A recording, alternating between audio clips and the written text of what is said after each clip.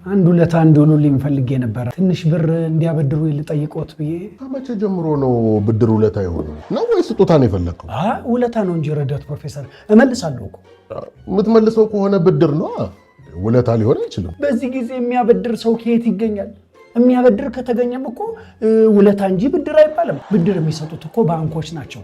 እነሱም ያው ወለድ ስለሚያስከፍሉ ውለታ አይባልም።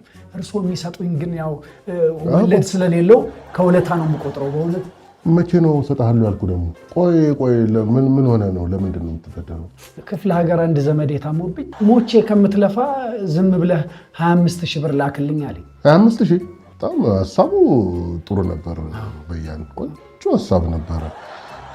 በቃ ምን ላድርግ እንግዲህ፣ ልረዳ ባለመቻሌ አዝናለሁ። እንደው ረዳት ፕሮፌሰር እባክዎን ብረዳ ደስ ይለኝ ነበር በያን።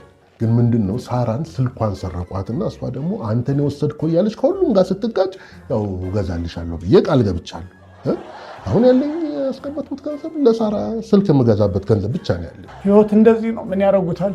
ይኸው አንዱ ለስልክ መግዣ ገንዘብ ይፈልጋል፣ አንዱ ደግሞ ወንድሙ ታሞበት ማሳከሚያ አጥቶ አይኑ እያቄ ይሞታል በገንዘብ እጦት። ይሁን ረዳት ፕሮፌሰር፣ ወንድም አልደረስኩልህም።